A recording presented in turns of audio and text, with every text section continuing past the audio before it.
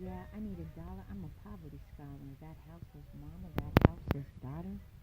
Service resistant, hard to serve, non-compliant. All those words, anti-poor people words, where anti-social work and case manglement merge. All the ways poor folks are unseen, silenced, and never heard. Yeah, like superhero Audre Lorde says, class matters. Like my sister Mama Shiro Junebug says, poverty is a culture. And like I always say, poverty scholarship is a valid form of knowledge as legitimate as Kkkorporations scholarship, because us lived scholars are just as knowledgeable as learned scholars.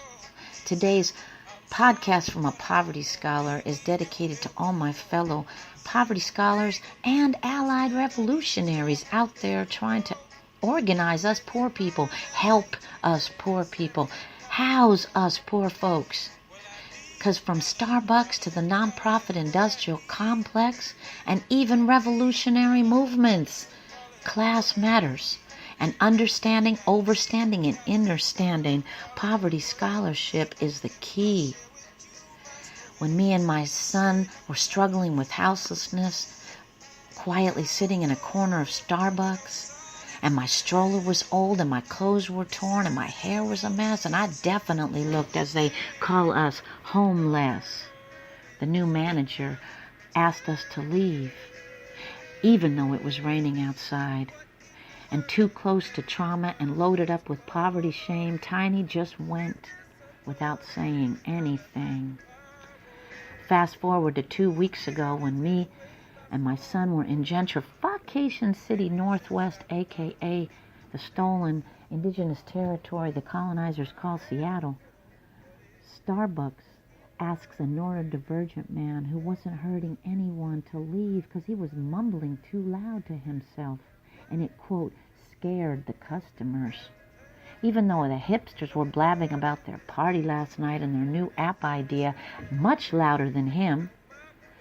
Yeah, well, because it wasn't me I was advocating for, I stepped in, checked the manager before he called the police, which is what he threatened on this man, who refused to leave when asked and did not stop mumbling, but again, wasn't hurting anyone.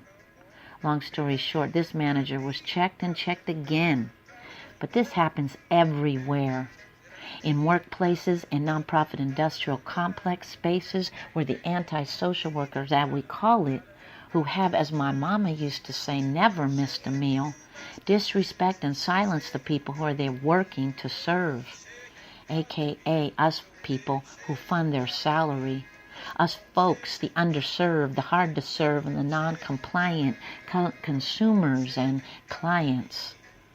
It also happens in revolutionary movements, where you have middle-class folks who often, of course, feed into the gentrification nation by coming to a town like Frisco and Oakland and renting apartments and fueling the displacement of long-time working-class and poor people so they can help long-time working-class and poor people fight to stay here. Yeah, that's only the beginning of the hypocrisy. The next part is they join movements to help us and end up silencing us or talking ish about us because we are not clean and careful revolutionaries. We don't always use the right PC terms, and we definitely are carrying all of our messy selves into every place we go to. Take the case of Stephon Clark and his family, all ghetto scholars. People be all shocked about who he was and what he said. Part of why he was predated on by the police is he was a poverty scholar.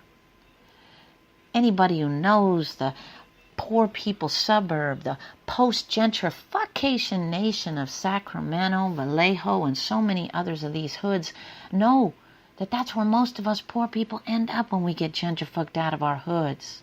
And yeah, a lot of us ghetto scholars be hurting each other. It's what we deal with. It's what we work really hard to self-organize and to heal through our ghetto selves at Poor Magazine. And I'm not saying it's okay, and where I'm not condoning, don't get it wrong or twisted, the treatment of women or trans people or anyone. What I'm saying is that's who we are, real talk. We come from a lot of messy lives and we hurt each other. Does that mean our lives don't matter?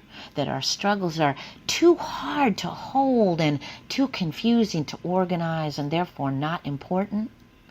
No, it's actually why we create People School at Poor Magazine and suggest that middle-class revolutionaries of all colors come through and begin understanding and overstanding the nuances of poverty scholarship and the ways in which we can respect each other's struggles and still hold each other through the complex, different ways that we are traumatized, that we can change.